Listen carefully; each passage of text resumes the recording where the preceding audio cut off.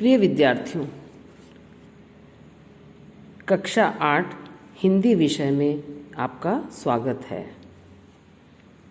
बेटा, हमने अपनी पाठ्य पुस्तक मेधा के पाठ 2 मोरों वाला स्कूल नामक कहानी को पढ़ा और समझा, और अब बारी आती है इसके प्रश्नोत्तर की।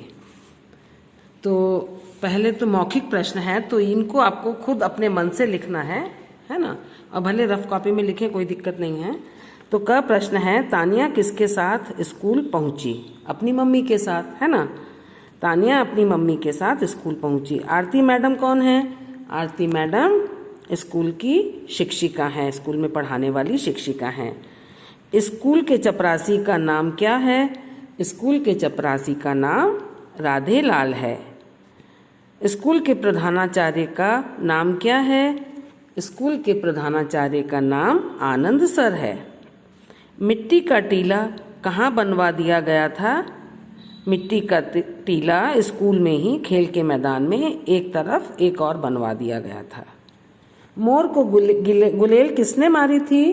मोर को गुलेल सुनील ने मारी थी। विज्ञापन में स्कूल को किस नाम से संबोधित किया गया था? मोरों वाला स्कूल, है ना। विज्ञापन में स्कूल को मोरों वाला स्कूल नाम से संबोधित किया गया था। तो ये प्रश्न बेटा आपको खुद लिखने हैं। अब लिखित प्रश्न हम आपको बताते हैं। इन प्रश्नों के उत्तर लिखिए। तानिया ने स्कूल पहुंचकर क्या देखा? इसका उत्तर है, तानिया ने स्कूल पहुंचकर देखा कि 1-2 नहीं बल्कि पूरे 4 मोर एक पेड़ के नीचे खड़े हैं। अगला प्रश्न है हमारा ख वाला। आरती मैडम ने बच्चों से क्या कहा?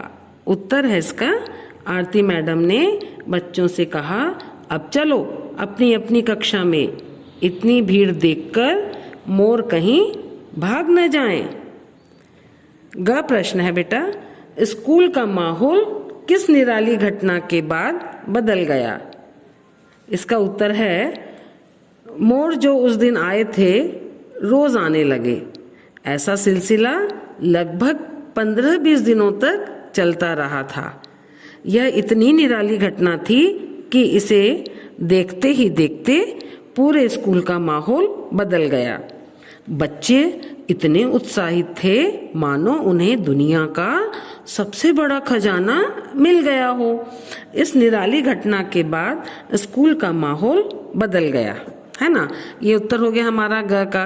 घ प्रश्न है, आनंद सर ने राधे लाल से क्या कहा? इसका उत्तर है, आनंद सर ने राधे लाल से कहा, देखो प्रतिदिन मोरों को दाने डाल दिया करो और ध्यान रखना कोई उन्हें नुकसान न पहुंचाए। अब बारी आती है बेटा अंग प्रश्न की। अंग प्रश्न हमारा क्या है?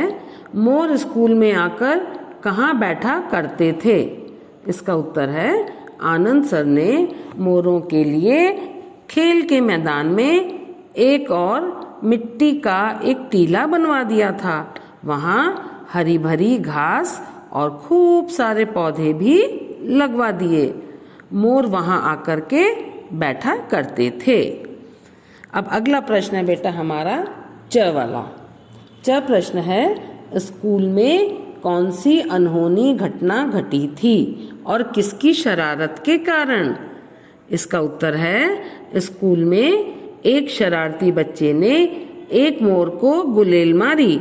मोर के पैर में इतने जोर से पत्थर लगा कि वह उसी समय जमीन पर बैठ गया और घायल हो गया। अब अगला प्रश्न है छ। सुनील ने अपनी गलती का पश्चाताप किस प्रकार किया? इसका उत्तर है, सुनील घर से मोरों के लिए दाने लेकर आता, उन्हें प्यार से खिलाने की कोशिश करता। वह घायल मोर के जख्म पर दवा लगाता, उसे पानी पिलाता।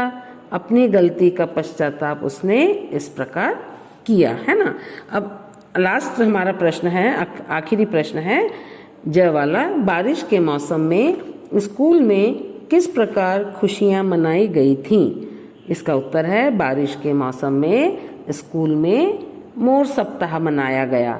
उसमें नृत्य और गायन की प्रतियोगिताएं आयोजित की गईं।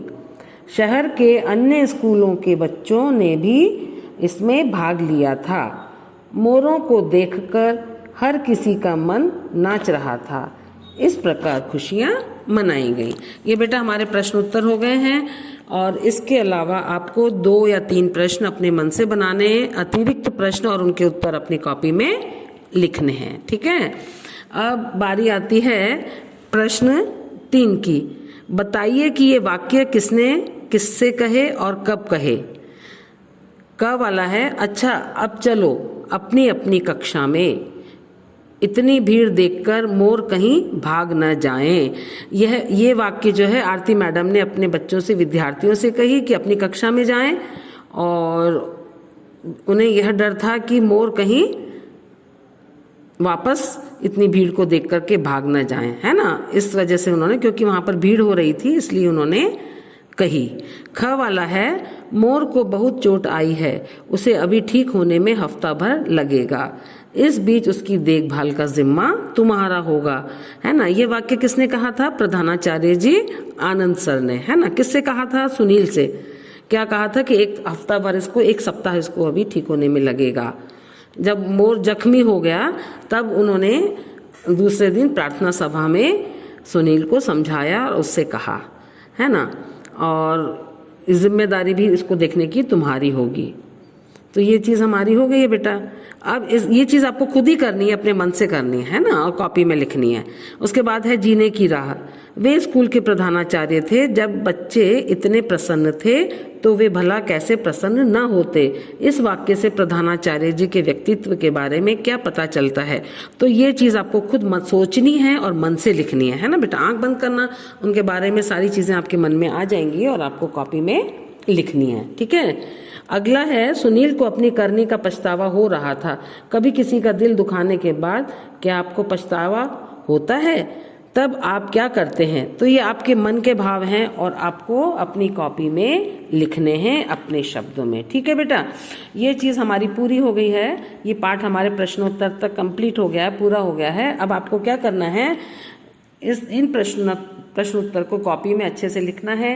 2 या 3 अतिरिक्त प्रश्न बनाकर उनके उत्तर लिखने हैं और बाकी का 3 और जीने की राह आपको खुद करना है।